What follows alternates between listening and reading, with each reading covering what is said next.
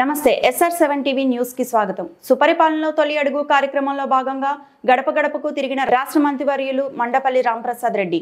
Telugu Desam party ప్రభుత్వ పాలనపై ప్రజల నుంచి మంచి స్పందన లభిస్తోంది. అన్నమయ్య జిల్లా లక్కిరెడ్డిపల్లి మండల కేంద్రంలో సుపరిపాలనలో తొలి అడుగు కార్యక్రమంలో భాగంగా రాష్ట్ర మంత్రివర్యులు మండపల్లి రాంప్రసాద్ రెడ్డి గడప గడపకు వెళ్లి ప్రభుత్వం అమలు చేస్తున్న సంక్షేమ పథకాల గురించి ప్రతి కుటుంబానికి తెలియజేస్తూ వారికి ఏమైనా సమస్యలు ఉంటే అడిగి తెలుసుకుంటూ సమస్యలను పరిష్కరించడం జరుగుతోంది. సుపరిపాలన కార్యక్రమం గురించి రాష్ట్ర మంత్రివర్యులు మండపల్లి రాంప్రసాద్ రెడ్డి మాట్లాడుతూ రాష్ట్ర ముఖ్యమంత్రి నారా చంద్రబాబు నాయుడు ఎన్నికలకు ముందు ప్రజలకు ఇచ్చిన హామీ ప్రకారం సూపర్ 6 పథకాలను ఒక్కొక్కటిగా అమలు చేస్తూ ప్రజల నుంచి ఇది మంచి ప్రభుత్వం అని అనిపించుకుంటున్నారని, గత ప్రభుత్వంలో వృద్ధాప్య పెన్షన్ సంవత్సరానికి 250 చొప్పున 5 సంవత్సరాల కాలంలో 1000 రూపాయలు పెంచడం జరిగిందని, ప్రస్తుతం మన ప్రభుత్వం ఒక్కటేసారి 1000 రూపాయలకు పెంచి 4000 రూపాయలుగా ప్రతి నెల 1వ తేదీన ఇవ్వడం జరుగుతుందని, అలాగే తల్లికి వందనం పథకం ద్వారా అర్హత ఉన్న ప్రతి విద్యార్థికి 15,000 రూపాయలు చొప్పున అందించడం జరుగుతుందని, పేదవారి ఆకలి తీర్చాలని మంచి సంకల్పంతో అన్నా క్యాంటీన్ ప్రారంభించి వారికి ఉచితంగా భోజనం అందించడం జరుగుతుందని అన్నారు.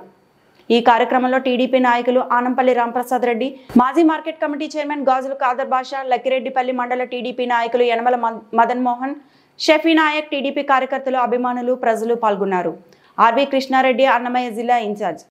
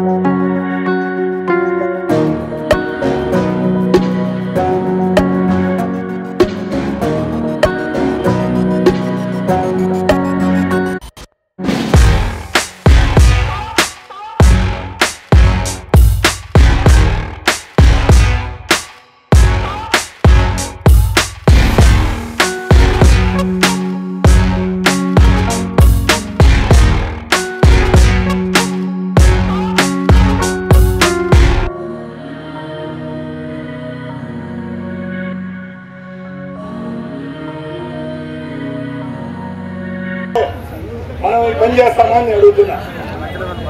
మనకు ప్రజలంతా ఒకటే. మనకేం వైసీపీ కార్యకర్తలతోనే మన పని, ప్రజలతో కాదు. వైసీపీ లీడర్లు, కార్యకర్తలు వాళ్ళు రాజకీయం చేయాలా, మనం చేయాలా. పేద ప్రజల కోసం మనకి ఎక్కడ వాళ్ళ మీద రాద్ధాంతాలు లేవు.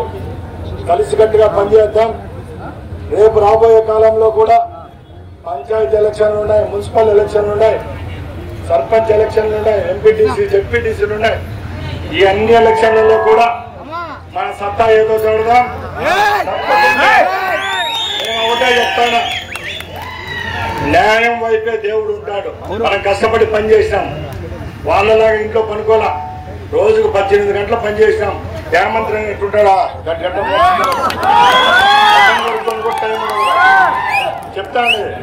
వాళ్ళు ఏమనుకుంటారో నాకు తెలియదు, వాళ్ళు ఎవరేమనుకుంటారో నాకు తెలియదు. నేను దేవుడు వచ్చినా భయపడి నా మనస్సాక్షికి భయపడతా. నేను ఒకటే చెప్తాను, నేను తప్పు మాట్లాడినా అబద్ధం చెప్పండి. ఎవరైనా ఉంటే నా తప్పు ఉంటే నిరూపించండి. నేను ఎంతసేపు నాకు భిక్షం పెట్టిన పార్టీ వైపే నిలబడతా. నాకు ఓట్లు వేసిన మా కార్యకర్తలు ప్రజల కోసం పనిచేసుకుంటూ మరొక్కసారి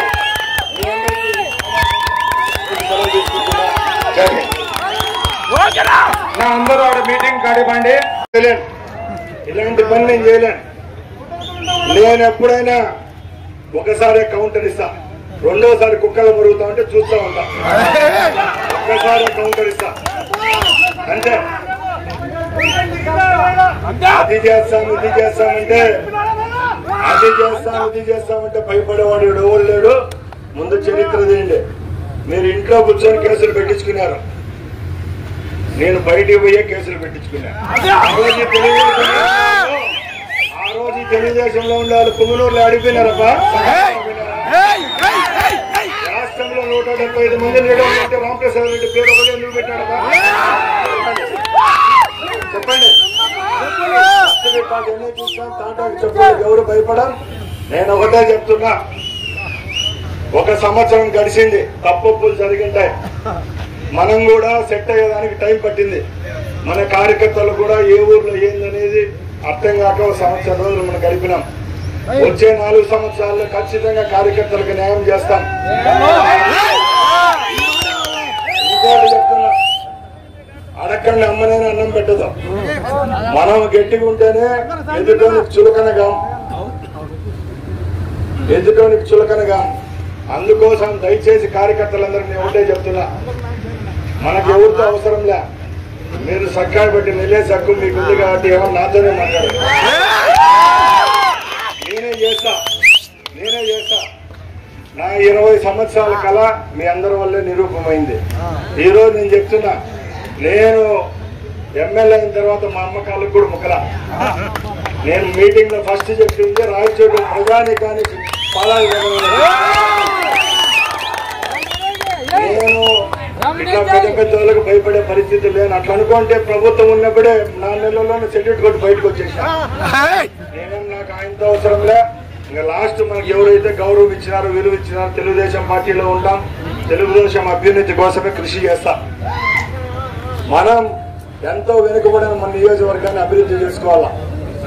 ముఖ్యంగా ఈ 4 సంవత్సరాల్లో ఏవైతే మన నియోజకవర్గానికి సంబంధించిన పెన్షన్ల విషయమైనైతేనేం, ఇళ్ళు అయితేనేం, నీళ్ళు అయితేనేం, రోడ్ల విషయంలోనైతేనేం ఎక్కడ రాజీ పడం. నేను సవాల్ తీసి అడుగుతున్నా, ఈ రోజు ఈ 1 సంవత్సరంలో రాయచోటి నియోజకవర్గంలో ఎన్ని రోడ్లు మంజూరైనాయో ఆ నాయకులు చెప్పగలరా అని అడుగుతున్నా. ఈ రోజు ఏదో ఒక లీడర్ ఇంటికి కూర్చొని వాళ్ళు టీవీ చూసి దాగి బిస్కెట్లు తిని చంద్రబాబు నాయుడిని నన్ను తిట్టడానికి గొప్ప ఏం కాదు. అసలు తిడతా ఉంటారు, ఎవరైనా చెప్తారు, వాళ్ళు ఇంటికి దగ్గర పోలేరు. నేను ఒకటే చెప్తాను, ఇప్పుడు ఎవరైతే నాయకుడు మమ్మల్ని తప్పులు పట్టాడో ఆ నాయకుడు గుట్టముటాల నుంచి వాళ్ళ ఊళ్ళో రోడ్డు వేసి 70 లక్షల రూపాయల రోడ్డు ఎన్ఆర్ఈ చేసి పెట్టించాం. మనకు కక్ష కనుక్కోమని ముఖ్యమంత్రి గారు మీ ఇంట్లోకి పంపించారు. ఈ రోజు కూడా ఇక్కడికి సుమారు 500-600 మంది మహిళా మూర్తులు వచ్చారు. ఎవరైనా కూడా ఒక ప్రభుత్వం మంచి చేసిందన్నా, ఒక నాయకుడు మంచి చేశాడన్నా తెలిపే బాధ్యత ఆ పార్టీలో ఉన్న కార్యకర్తలకు ఉంటుంది. దానిలో భాగంగానే ఈరోజు ఇక్కడికి సమావేశమైనాం. నేను 5 నిమిషాలు మీరు నాకు అవకాశం ఇస్తే ఈ ప్రభుత్వం ఏం చేసిందో చెప్తా. మళ్ళా మీరు బేరీజ్ వేసుకోండి. గత ప్రభుత్వాల్లో ఉన్నామా, ఈ ప్రభుత్వంలో మనకు మంచి జరిగిందా లేదా అని మీరు మిమ్మల్ని ప్రశ్నించుకుంటే ఆ సమాధానం మీకే తెలుస్తుంది. మొట్టమొదటిగా ఇక్కడ చాలా మంది అవ్వాతాతలు ఉన్నారు, అలాగే వికలాంగులు ఉన్నారు, అలాగే వితంతువులు ఉన్నారు. గత ప్రభుత్వంలో గత 5 సంవత్సరాల్లో పెన్షన్ మనకి ఎంత వచ్చేది, ఈ రోజు పెన్షన్ ఎంత వస్తుందని ఒకసారి మీరు ఆలోచించుకుంటే మీకే అర్థమవుతుంది. గతంలో 3000 రూపాయలు పెన్షన్ వచ్చేది. ఇప్పుడు మన ప్రభుత్వం వచ్చిన తర్వాత ఆ పెన్షన్ 4000 రూపాయలు చేసిన ఘనత చంద్రబాబు నాయుడు గారికి దక్కిందా లేదా అని మీ అందరిని అడుగుతున్నా. నిజమా కాదా అని అడుగుతున్నా. అలాగే వికలాంగ సోదరులు ఉన్నారు. ఆ ప్రభుత్వంలో పెన్షన్ ఎంత ఇచ్చేవాళ్ళు, ఇప్పుడు ఎంత వస్తుందని అడుగుతున్నా. 6000 రూపాయలు పెన్షన్ వస్తుందా లేదా అని అడుగుతున్నా. వాళ్ళ ముఖాల్లో చిరునవ్వు చూస్తే ఈ రోజు ఎంత